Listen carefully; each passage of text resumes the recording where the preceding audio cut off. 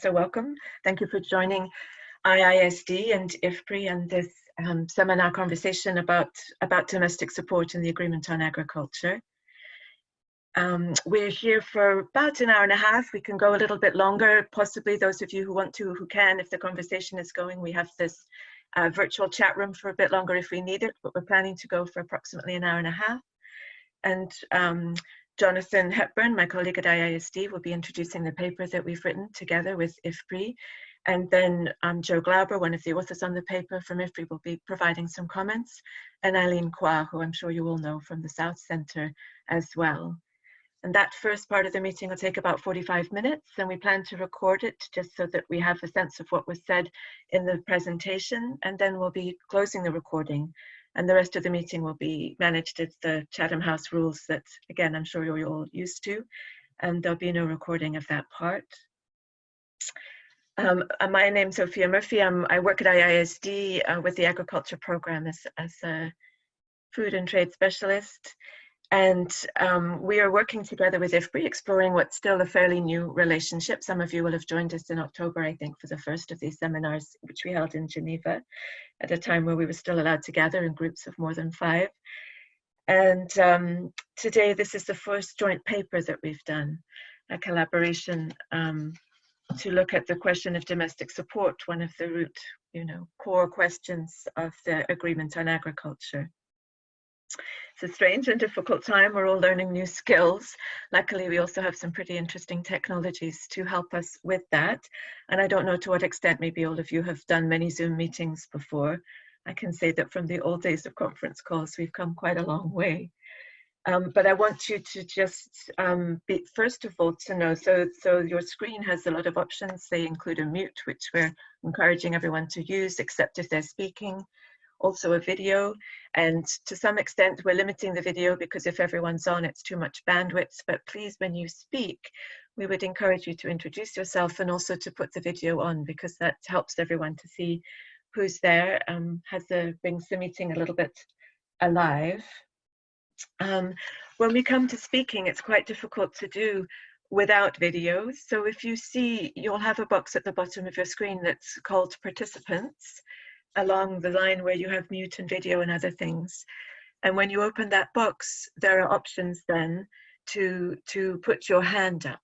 And what we're asking people to do is to raise hand. It's a symbol that looks like your hand that goes up, and you can raise it and lower it. And that's what I'll be using as the person chairing the meeting today, to call on you to speak. We are going to have the meeting in English. La réunion se passera en anglais. Mais si vous voulez poser une question en français, vous pouvez vous servir du chat et écrire votre question en français. Et comme ça, je peux la traduire et la présenter à tout le monde en anglais. Je regrette la limitation, mais nous n'avons pas la possibilité de traduction pour aujourd'hui. So your questions can come. I was just saying you can put those questions in French, but of course you can in English as well. But we'll encourage people to be speaking as much as possible. The idea is for an exchange, not for a webinar, but for more of a meeting together. One last thing is you'll see there's one of the participants, if you're looking at a participant list called technical support, that's our colleague Sophia, probably known also to many of you. And you can chat with her privately in the chat box if you've got an issue or a question around the technical support for the meeting. So just as people come on, to say a few things. We're not really doing a round of introductions. It's another feature of Zoom meetings we haven't entirely worked out. So do introduce yourself when you speak. This meeting was a sort of an invitation meeting, but a fairly open call to delegations in Geneva and some of the organizations that work on agriculture in Geneva with you, like the FAO.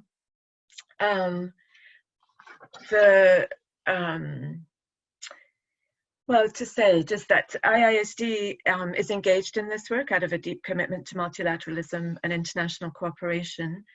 I think the pandemic that we're living through has thrown us a very sharp shock, and the trade system in some ways was already struggling. We've been struggling with how to agree new rules multilaterally for some time.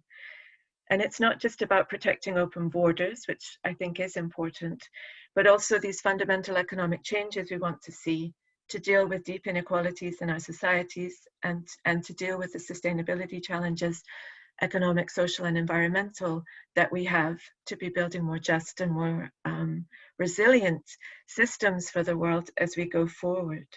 And these are problems that require coordination, sharing, generosity, humanity, and humility. We perhaps are all living a great deal of humility in particular at the moment as societies are trying to adjust to this challenge of COVID-19. Domestic support has been the subject of negotiations since the Analysis and Information Exchange of 1997 to 1999.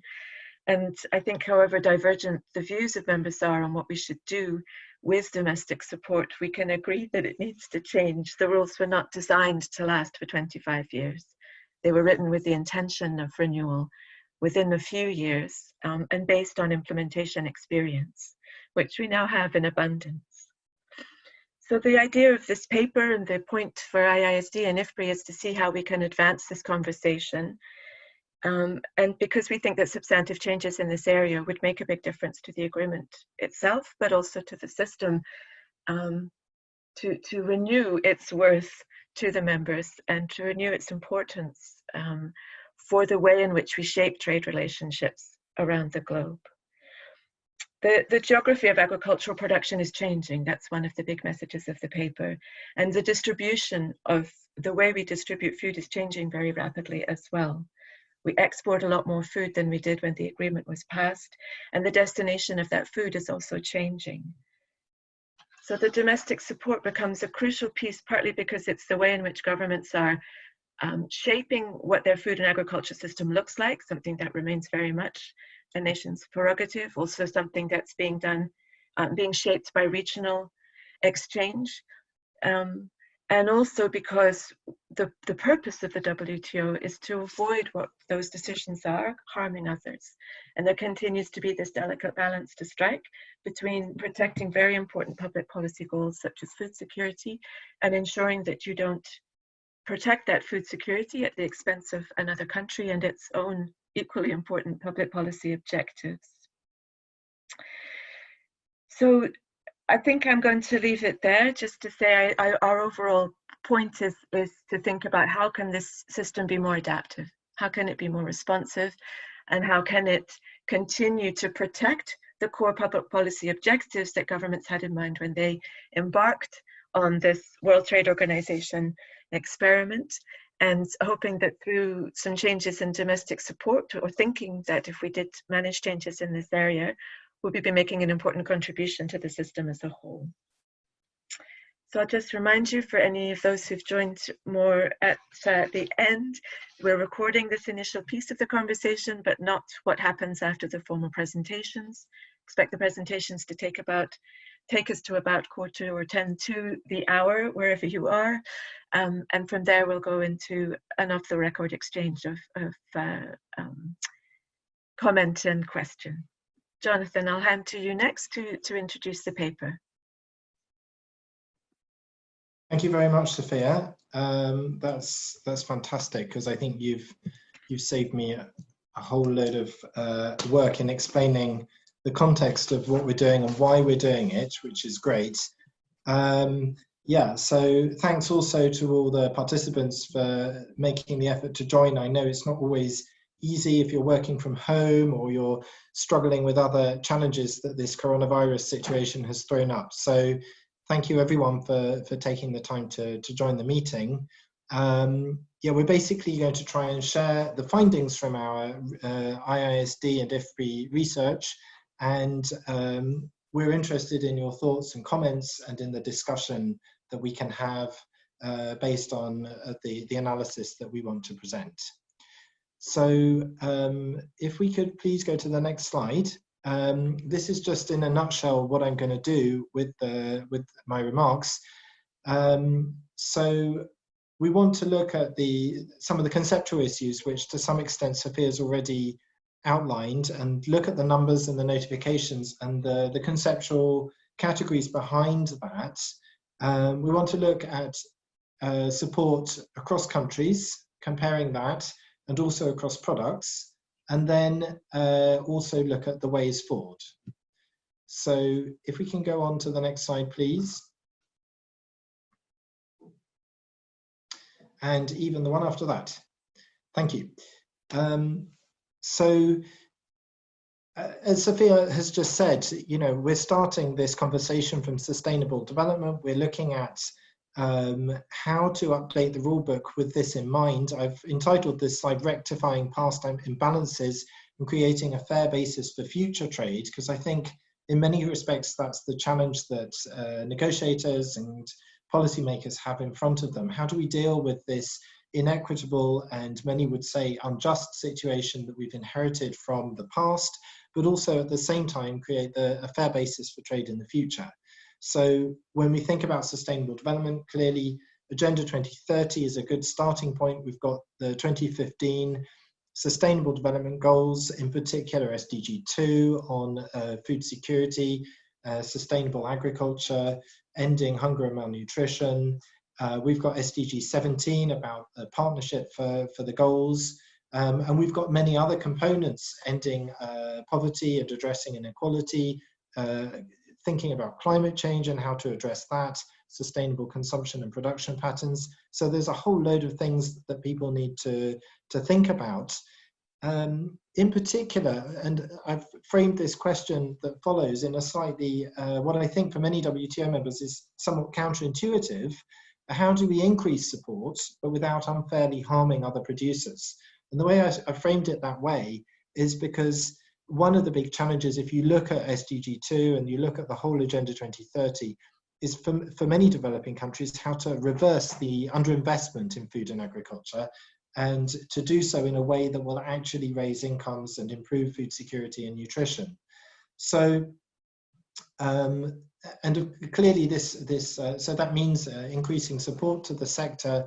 And the challenge, I think, as Sophia said, is how do you do that without unfairly harming other producers, both in space and in time? In space, meaning how do we make sure that the policies and the frameworks for policies don't unfairly harm producers in other countries, but also in time, how do we build in this notion of intergenerational equity so that what we're doing today doesn't unfairly rob our children or their children of a decent future.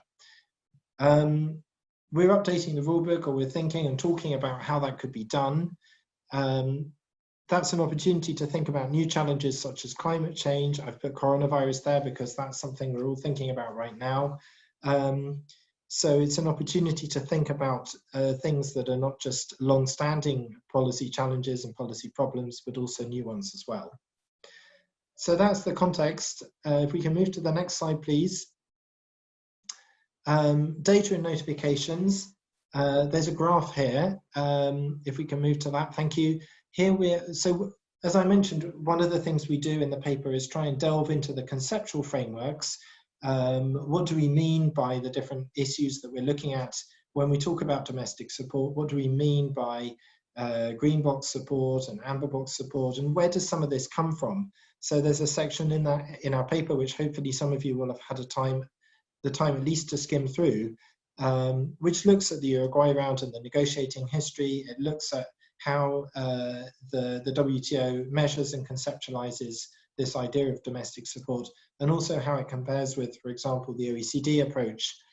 But we also look at the data and the notifications. We know this is a topic that WTO members have debated extensively recently and talked about and looked at. Here, we're just looking at some of the numbers from the WTO Secretariat, which I think give us a bit of a snapshot of where we're at. I personally was surprised that in many ways, some of the major agricultural exporting and importing countries are relatively up to date, at least in terms of the quantity of notifications. The number of notifications is actually not too bad compared with perhaps some years in the past when there were backlogs. So we've got data for 2016 for many major economies. The quality is another consideration. So when we're looking at the numbers, we're actually comparing like with like. How complete is the data? How comparable is it across over time or across countries? And I think there the picture's a bit more mixed. If we can go to the next slide, please. So the next thing that we look at in the paper is comparing support across countries and also delving into individual countries. If we can look at the next slide, please. Thank you.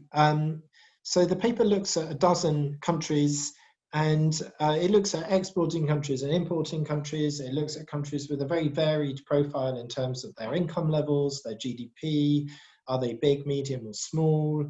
What sort of agricultural domestic support profile do they have? One thing that really struck me just from doing this analysis with my colleagues is just the sheer heterogeneity across WTO members, the different ways in which countries are providing support, the different types of support that they're providing. And if we can move on to the next slide, please. Here's a completely random choice of Canada, which is just one of those 12 countries, just to show you a little bit what we did. Again, if you haven't had a chance to look at the paper itself, we try and look at why countries are providing support. Why are countries supporting their agricultural sector? What are their policy objectives? How are they providing support, both in terms of the actual specific programs and the instruments that they introduced, and how those evolved over time, and also how, in the sense of what are the WTO categories, you know, was it amber box or de minimis, were countries providing blue box support or whatever. And so we try and understand what countries are doing and why they're doing it with that in mind as a starting point. And we also look at the ceilings for support at the WTO. What does the support that's actually provided mean in terms of its relationship with the upper limits on support that currently exist at the WTO? So can we move on to the next slide, please? Thank you. With this one, what we're doing so here we're looking at the most recent year notified for different countries, and we're trying to understand both the actual support that's provided and how it relates back to the WTO ceilings.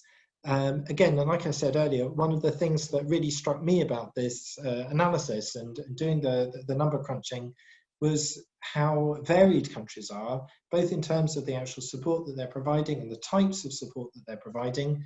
Here we're looking right across all types of Article 6 support, all the support that's classed in that category at the WTO. And we're looking at the different WTO ceilings. And again, those are very, very heterogeneous for all kinds of different reasons. It might be because countries provided a great deal of trade distorting support, or support that's classed as trade distorting at the WTO in the past. It might be because of the commitments that they made when they joined the WTO, lots of different reasons. It's important here to unpack a little bit, what do we mean by this notion of a WTO ceiling or a limit? Members are also talking about this word entitlements, so maybe that's also what we're talking about here. So in the case of China, for example, or some of the other countries on this graph, it's pretty straightforward. So it's the red blob, which is meant to represent the de minimis ceiling. In the case of China, so that's 8.5% product specific plus non-product specific. So that's pretty easy to see where it is. In the case of China, it's $250 billion. Here we're looking at absolute amounts of support. What about in the case of a country like the US? So in the case of the US, we've chosen to show both the AMS ceiling, the amber box limit, but we've also put another dot, which again is the red dot, which shows the AMS plus de minimis ceiling. And the reason we did that is that in practice, countries could provide support up to their amber box limit, and the type of support that they provide that's classed as trade distorting under current WTO rules could exceed that, so long as it fell within the de minimis limits. We can have a discussion about the thinking behind that afterwards, but so the red dot for the case of a country like the US or Japan, for example, represents the AMS plus the de minimis based on the total value of production for the country. If we can move on to the next slide, please. This is another way of looking at the same numbers. So one thing we wanted to do was look at the problem from different angles, and here we're looking at support as a percentage of the value of production. So clearly on the graph that we just looked at, China was the biggest column because China's support is very large. Now, perhaps that makes sense if you think about the fact that China's production, and overall consumption is also very large. It's not surprising, maybe. Here on this graph, what we're looking at is a different way of looking at the same numbers. And in this one, immediately you see that China is right over on the far right-hand side of the graph. Their support as a percentage of the value of production provided is actually lower than some of the other countries that are in this selection. So we're looking at China and Brazil, they're around 2% of the total of value of production. On the far left-hand side, Norway, their support that's under the Article 6 category is equivalent to 50% of the value of production almost. So that's an extreme case, but the other countries are somewhere in between. So Japan and India around 11%, EU and US around 4 or 5%, and Canada, Russia and Brazil, Canada and Russia also somewhere in the middle there. If we can move on to the next slide, please. What we're trying to do here is also understand a little bit what we expect to happen in the future. And for this, we've taken some of the numbers that the FAO provides, both historical and projected.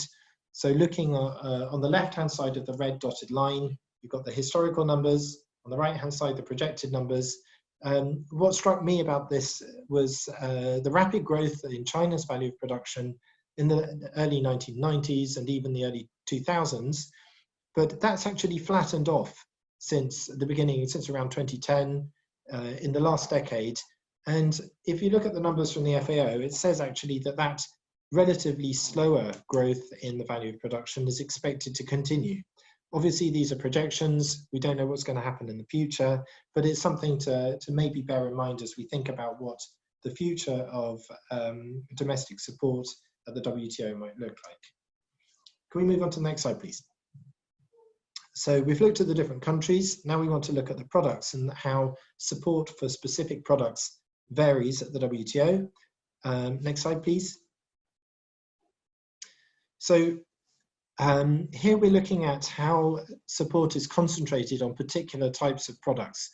You've got grains, you've got dairy, you've got cotton, a number of products which have been widely debated at the WTO. Many of these are actually heavily traded products as well.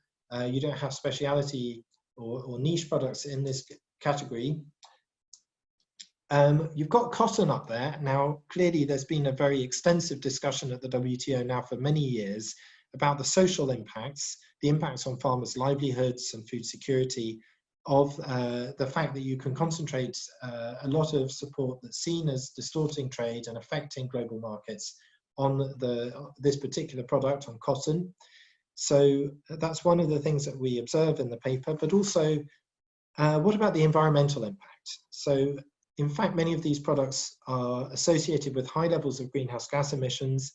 You've got rice, you've got dairy products, you've got beef. One of the things that I would suggest is that if you don't have any measures to address the concentration of support on specific products, then you can have perverse impacts, not just in the social space, but also in terms of environmental objectives. Can we move on, please, to the next slide? So just a few suggestions for going forward. Based on the analysis that we've done, our suggestions are that countries look at how to harmonize their Article 6 support levels over time. So this comes back to this idea of the huge heterogeneity, the diversity of support, and the ceilings on support at present. Countries could address that heterogeneity and diversity by setting an overall cap on Article 6 support and reducing it gradually over time to a target level, which we suggest should be defined as a percentage of the value of production. What about special and differential treatment for developing countries? Well, in the analysis we do, we suggest that that could take the form of longer implementation periods or higher initial ceilings on support, potentially even both of those.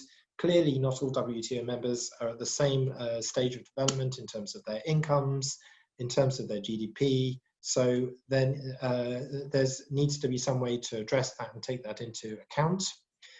The concentration of support on specific products. So we suggest that product-specific support limits would be a useful complement to this overall cap that we talk about in the first recommendation there. And finally, the fourth suggestion here is for an issue which many developing countries have raised at the WTO, the concern around public stockholding programs. There's been an agreement amongst members that there should be a permanent solution in this area. Now, we're not suggesting that this recommendation in and of itself represents that permanent solution, but it might be a helpful step forward. It might be a way of making it easier for countries to update the rulebook in a way that corresponds better to their reality today. The suggestion here is if you've got administered prices and those are set below international market price levels, then countries shouldn't have to account for the difference in those, the difference with the external reference price when they're calculating their overall domestic support. The support in those cases should simply be exempted and set aside. So thank you very much for your attention. I'm really interested in hearing what reflections and comments both our discussants have, but also the other participants on the call. So thank you for your attention and your interest. Thank you so much, Jonathan. I'm going to turn to Joe Glabra next, Senior Research Fellow at the International Food Policy Research Institute, probably better known as IFPRI, and of course known to some of you as a former diplomat who served in Geneva. Joe, over to you. I invite you to put your camera on as well. Sure. Yeah, okay, fine. Well, thanks very much, and I look forward to this discussion. I regret not being able to be in Geneva. I always enjoy seeing friends there. But what and as a co-author of this report, I feel my comments will be less directed certainly at the report itself, but will be more generic and deal with some of the other issues that came up in our discussions on this report. I think a lot of progress has been made. Certainly, if we go back to the where we were in the 1980s and early 1990s, you know, we can see some big progress in domestic support. There have been a lot of reforms looking across a lot of the countries that were very large providers of domestic support in the 80s. I think there's been some very good reforms, but we still have a lot of domestic support being supplied to agriculture and arguably distorting markets. I think the other thing is there's been a lot of changes in the types of policies that we've seen. Certainly in my own case, in my own country's case, the United States, the move away from, I think, the more standard price and income support programs that were used a lot during the 1970s, 1980s, 1990s. We've now moved a lot to risk management programs that again fall in one sense between green box and amber box, and I think and between categories like product specific and non-product specific, and these are not without controversy, obviously. The other thing, and Jonathan and I and others had a lot of discussion over this point, is that in the figures that Jonathan put forward, we talked a lot about the kind of large policy space that countries potentially had, given the fact that value of production has increased so much since the mid-2000s, and certainly since the mid-1990s when people first started notifying support. That certainly, if you look at de minimis values and as some sort of envelope about where countries could expand support, that looks very, very large indeed. But I think that overlooks the real a bigger issue, and I think that one can distort markets with far less support than might be implied by some of those values. And in fact, I think one thing in particular is the support that we look at versus you know, the concentration measures. So giving some support to one commodity and not to others potentially distorts can have some large distortions. And certainly looking back at, say, the Brazil cotton case and others, panels found that sort of support can in fact have some major consequences. And then thirdly, the one point I think is we do have this distinction in discussions with on anything we do in agriculture between the pillars. So market access versus domestic support. Yet we know by the same token that tariffs can provide a lot of protection for producers, and in fact many countries use high tariffs as their means of providing support to producers. In that case, it's more transferring rather than from the government, just strict transfers, budgetary transfers to producers. It oftentimes comes at the expense of consumers.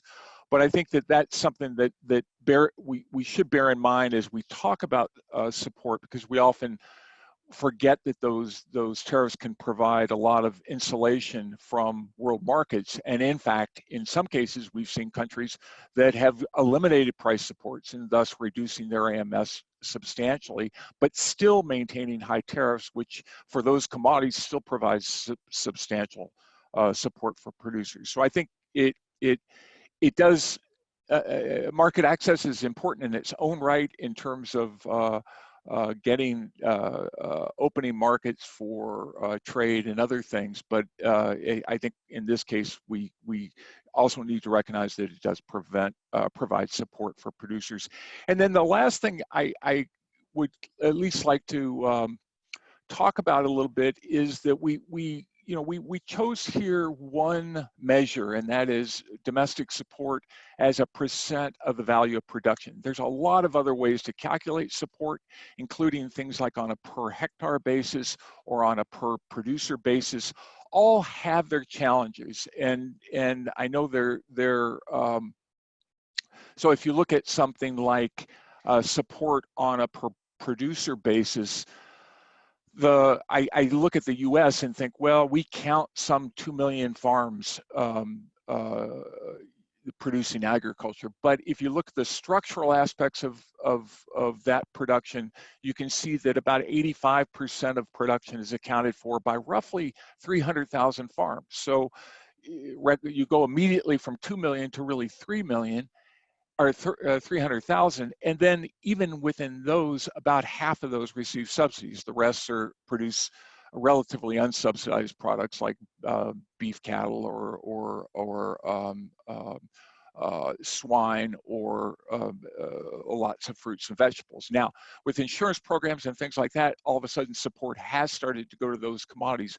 But I think just to say that these are complexities that we ended up choosing a more simplistic way, and that is looking at value of production and looking at the support provided to that commodity in those terms. And with that, Jonathan, or Sophia, I think I'll stop and wait for the discussion. Thanks very much. Thank you so much, Joe. I realize I flipped speakers there, so thanks for jumping in as well. Aileen, I'll turn to you next at South Centre and invite your comments. Thanks. Thank you, Sophia, and thank you to the whole IISD team for inviting us to join you on this conference. Just a few comments. Firstly, I think to start with that food security, in our opinion, food security and poverty reduction should be really the front and center of our future agricultural policies, both at the national level, but also at the WTO. And it's not so much about trying to increase trade. So we should be more focusing on food security and poverty reduction. So those are the premises that I'm working off. Then just a few comments on the presentations that have been made. One, I think, and I'm relating it a lot to the current discussions, which we are also following very closely. So one, I think when you talk about having this percentage of VOP, you are referring to Article 6 supports. And as you know, Article 6.2 is a highly sensitive issue for many developing countries. So I'm raising the question, why include 6.2, which is already for resource poor, low income resource poor farmers, in the calculations that you are suggesting, given the premise that I made that we want to support food security, we want to support poverty reduction. The other thing that I noticed was that you haven't included the green box in the calculation of percentage of VOP, at least not that I'm aware of. And yes, there are parts of the green box that will be very useful for everyone, but there are parts of the green box that have until now been mostly used by developed countries. For example, the direct payments, all the paragraphs from 5 to 13 of Annex 2, basically. So I'm just raising the question of fairness. If you include 6.2 in the overall package of supports that should be reduced, then why are you letting go of the green box? I know somewhere in your paper you do talk about green box needing to be disciplined, but you haven't, as far as I know, you haven't included it in those calculations, which for me is worrying, because it seems to be perpetuating an unfairness that has been one of the imbalances in the AOA. So that's the first point. The second point is the issue of VOP. I noticed that you all have avoided maybe the discussion about de minimis versus AMS, which is the big discussion in the negotiations. Do we treat them all together, or do we separate them? And as India and China and many developing countries actually are saying, we need to first eliminate the AMS and then deal with the de minimis, and then we can look at, you know, de minimis in terms of percentage of VOP for developed and developing countries, what those might be. But the first step is that we need to deal with the AMS. And I agree with the importance of that for the reason that you have pointed out, various of you, I think Jonathan as well as Joe, that the issue of concentration is very important and problematic, the concentration of supports in specific products. And obviously, if a country has AMS, then they can concentrate their supports in specific products. But it's not clear to me what the thinking is from the paper. There is some something about some discipline for product-specific supports, but you have clearly avoided this issue of elimination of AMS, and maybe that, at least from the way that we see it, this is the biggest anomaly or the biggest barrier towards bringing some fairness to the issue of product concentration. The other point that I would like to make is that when we are looking at concentration of supports for specific products, I think you had a slide about the products that were being supported a lot, that there has to be probably some way of putting the information so that we are also looking at it in terms of per producer or per population or something like that, because it obviously for some countries, if they have big populations, they are going to, and they produce a lot of one product and there's a lot of demand for that product, then obviously there will be big amounts of support. What I'm saying is that when we compare aggregate numbers, it doesn't quite give, for me, it doesn't quite give the right picture.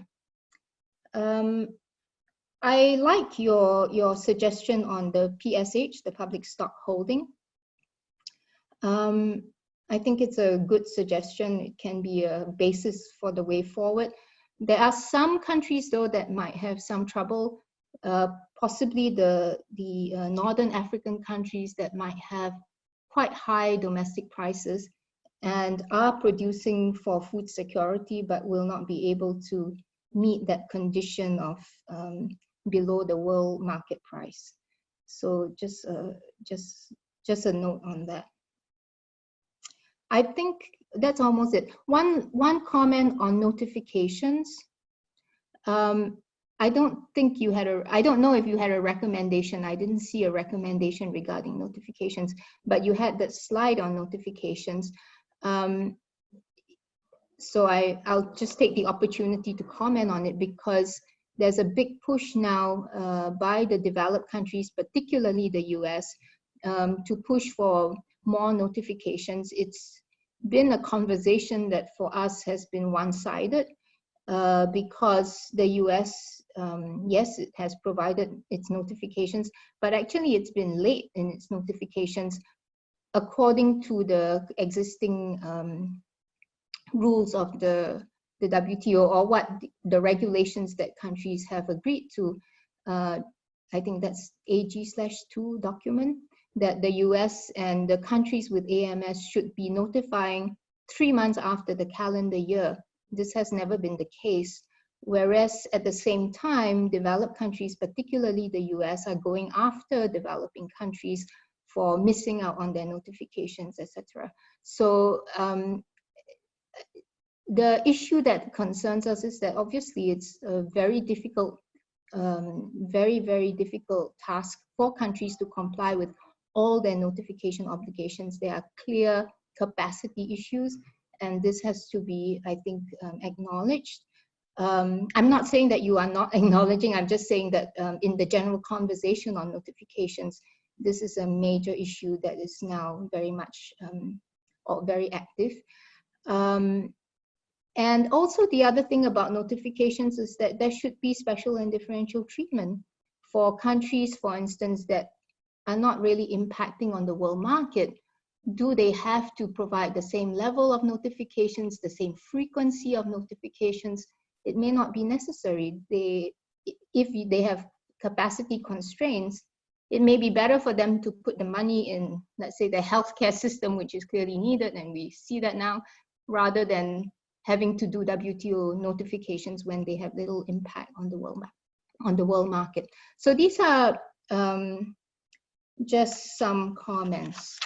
I think it's important. That we say something about the current discussions around AMS and de minimis, and what do we want to say about that? Do we avoid the issue, or do we say that, well, there has to be some fairness to the historical imbalances that continue? Thank you. Thank you so much, Aileen. I could step in for a moment as one of the co-authors to say we talked a lot about transparency and notifications, and your point's so well taken, although we also discussed a lot about the dynamism. One of the impulses for this conversation and for the for writing the paper is the need to think about how things change, and also how small in global terms isn't always small in regional terms. And so how do we continue to be creative about ensuring the transparency, which I think is a kind of public good. The more we know about the markets, the better we can manage the volatility, and the better that farmers, but also what the other actors in the food system are able to respond to what's going on. And at the same time, you don't want to create an unnecessary burden, and the capacity issues are clear and recognized.